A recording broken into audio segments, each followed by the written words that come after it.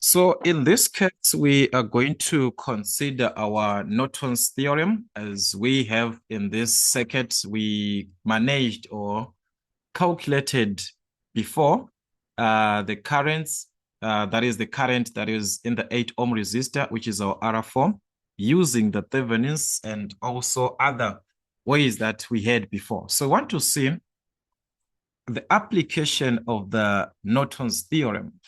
What is it that you need in your Norton's theorem?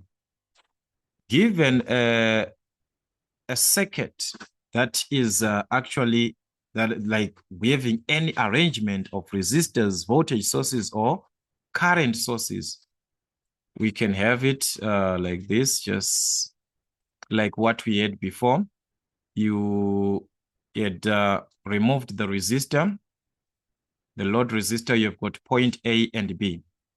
This circuit here is any circuit, any arrangement that you might have of a circuit. It can be rewritten or it can be replaced with an equivalent of the Norton circuit, which is now having what you refer to as the Norton's current. So you're going to have the current. In parallel, this current will be in parallel like this. It's just going to be like this. So it's actually something of this nature. To the resistor. So there, we are considering your Norton's resistance, which is this Rn. So here, that as our short circuit current or our Norton's current, which is referred as the short circuit current. And this is our Rn, our Norton's resistance. To the points A, B that we had before, remember, we had our points A and B. So that is how you're going to be like. Where across A and B, we are going to connect back that load resistor that we removed so that we can calculate the current flowing across the load resistor. And we can use our current divider rule. Remember, from the current divider rule, I said you can calculate this current flowing across this resistor by using the opposite resistor, Rn.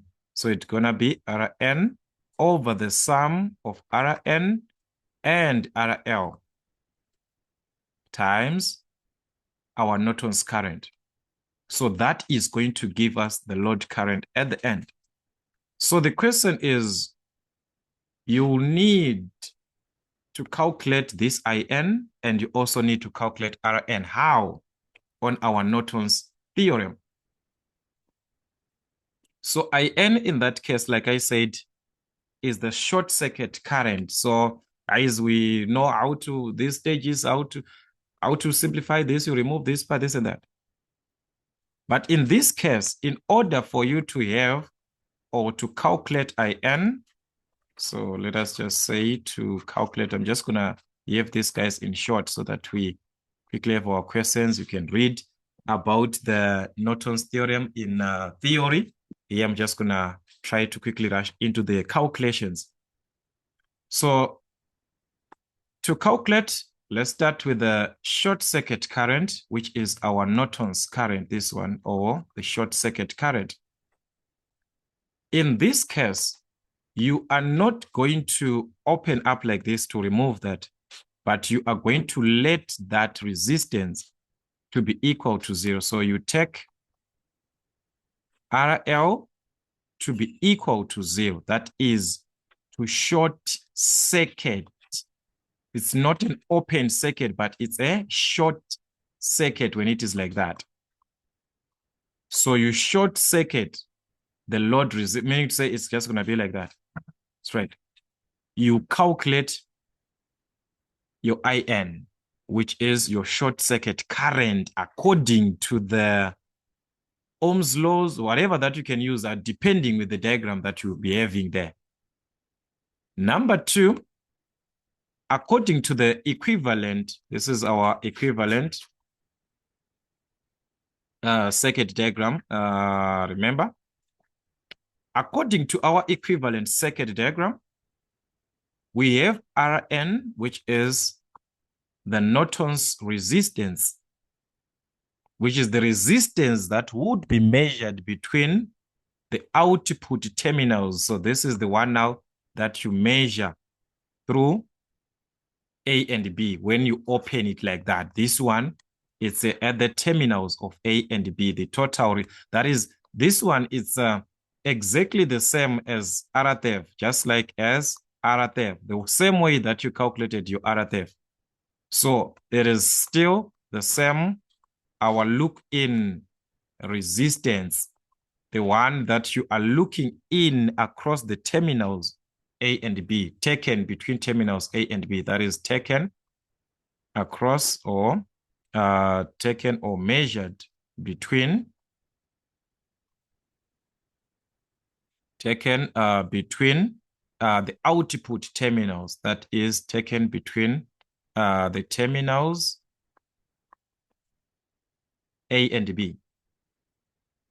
So as you can see, it's a repetition of the Thevenin's resistance, the same way that you calculated it before. So let's see, according to this, how we're gonna end up having our load current with this part that I've explained. It's as short as it is. An arrangement can be given like this, then you can calculate your load current. So let's check our diagram here. Calculating current with one voltage source using Norton's theorem. We are given there to calculate using Norton's theorem, calculate the current flowing in the 8 ohm resistor, which is this one. So like I said before, you are going to take the first stage in order because you need the short circuit current. For you to have the short circuit current, you take RL to be equal to 0. So meaning to say you are going to short circuit or you short RL. That is simply let RL to be equal to 0. So that there's no, it's a straight line here. It will be a straight line here. It will be a straight line. That's to short. So meaning to say we are going to have our voltage like this as it was before. So we're going to have our voltage source V1 connected to R1. So this part, guys, is not going to change. Then there we have got our R2. R3 is there. You guys, RL is the one that you're focusing, which is your R4. Remember, this is your RL. So R3 is not affected. Just leave it like that. But here it will be a short circuit like this. It will be continuous. Guys, if you short here, if you let one resistance to be equal to, it's not affected. It means this resistor is part of our circuit. So this resistor will remain. There is no resistance that is flowing here. There is no resistance, but because of this one, they are in series. So this one is in series to 0. So it's going to be whatever that is here plus a 0. So there is now a resistor now, this one. So this one, you're not going to remove it. So R3 is simply, you can even put it here. It's up to you the way that you want to present it. Okay, that is our R3, which is 10 ohms. This is our R2 here in between, R2, which was 12 ohms. That was 12 ohms. This is our R1, which was 6 ohms. Okay, that's 6 ohms. And this is our V1, which was 12 volts. So guys, with this, we can calculate our short circuit current or our Norton's current. This is the positive. So the short circuit current is here. This is our Norton's current here, which is our short circuit current. Where you shorted the resistor here. Remember, you shorted here. So the current flowing here, how are you going to calculate it?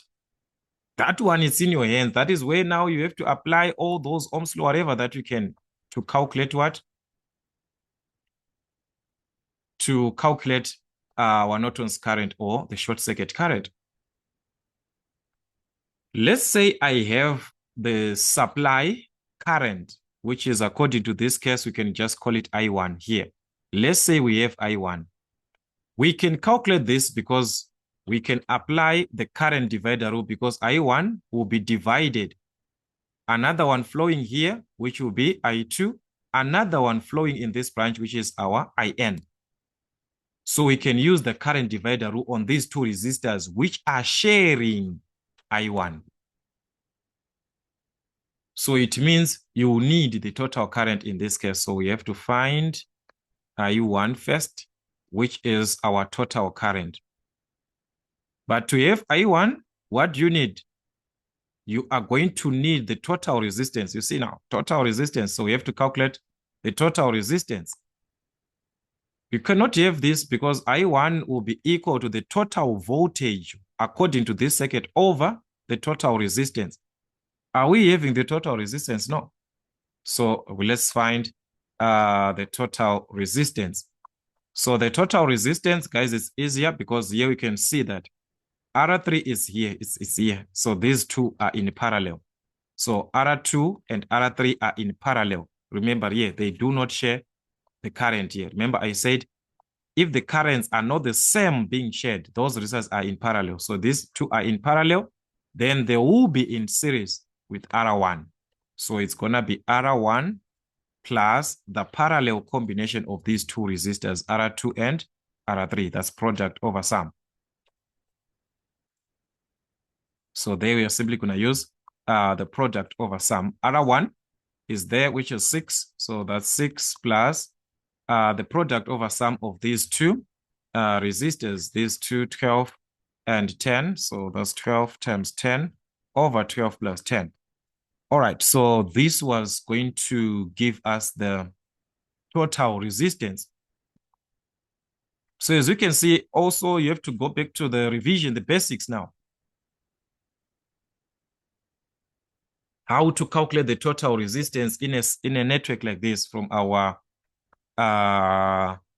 Ohm's law, this and that. Calculate total resistance, ignoring the voltage that you're given there. So that will be 455 like this. This is our total resistance.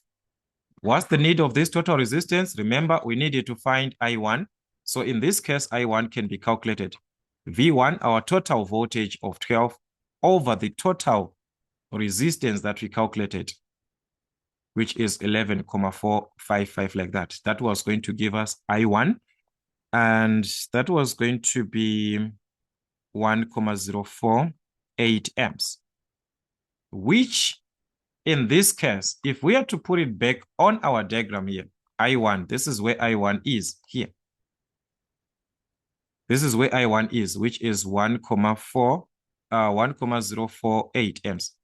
Like I said, it's subdivided. I1 is entering, look, according to your Kirchhoff's law, another one is entering here, another one is entering there.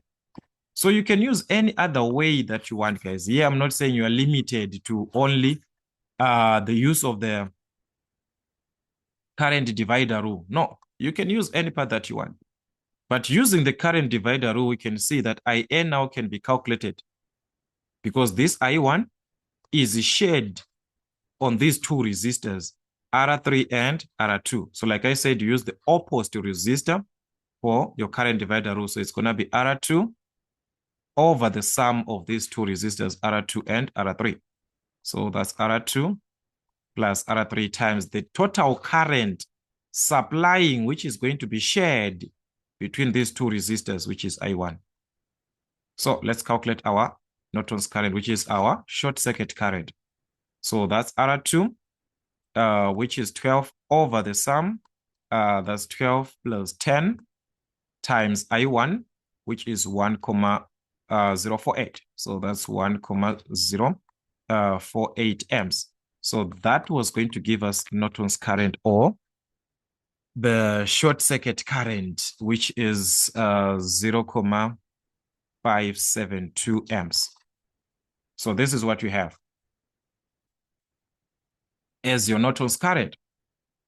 So we move on as we saw. Okay, let me just write this one aside. Our Norton's current is going to be 0,572 amps. Now we need the resistance, the Norton's resistance, which is Rn, which I said it is the same as our Rthev. So if it is the same as how you calculated Rthev, remember Rthev was the look-in resistance across the terminals A and B, where the load resistance is Remember previously, you short-circuited the load resistor, but this time you're not going to short-circuit, no. You are going to place the terminals A and B. At that condition, when you are calculating this, remember that you short circuit the voltage sources this time. So the short circuit, in order for us to have this, we're gonna short circuit the voltages. You replace them by what? Their internal resistances. So meaning to say, that is what we're going to have in that case. You have to calculate Rn. Rn. So we're gonna need to calculate Rn, our Norton's resistance. And this cannot just happen. Our circuit has to change V1. We are going to short this. So we are just remaining with a resistor. So it's gonna be like this. R2 is gonna remain as it is. That is where our R2 is. Okay, across the points where the resistor is, R3 is there. So R3, still gonna have it, R3. Then we open this. This is where our A and B. So we need the resistance through the points A and B. Okay, so this is not gonna change our R3, our R2, our R1. So the look-in resistance as we are looking in, that is the same as our Thevenin's resistance, the same way that you calculated your Thevenin's resistance. So you talked about this, guys. This is in parallel to a series. So meaning to say our Rn was simply going to be the product of R1 and R2 over the sum R1 plus R2. That is parallel plus R3. So that's it. So in this case, guys, we have got everything. Just gonna need to substitute our values. That is our Rn is R1 and R2, the product of R1 and R2, 6 and 12. The 6 by 12 over the sum, which is 6 plus 12. Then we add our R3, which is 10. That was going to give us Rn, which is 14 ohms, which is our Norton's resistance. So this is enough. Whatever that you have, it is enough for us to obtain the equivalent circuit having IN and Rn. That is what we need on our equivalent circuit. Remember our equivalent circuit diagram. So I'm just going to remove this so that we have our equivalent circuit diagram of the Norton's. So on the equivalent circuit diagram, we saw that. So this is equivalent circuit diagram. So we saw that we're going to have the current in parallel with this IN. So you can also indicate this current with an arrow like this if you do not want to indicate these ones for current. Okay, so that is our IN, short circuit current, which is 0.572 amps in parallel with our Rn. So we're going to have our Rn here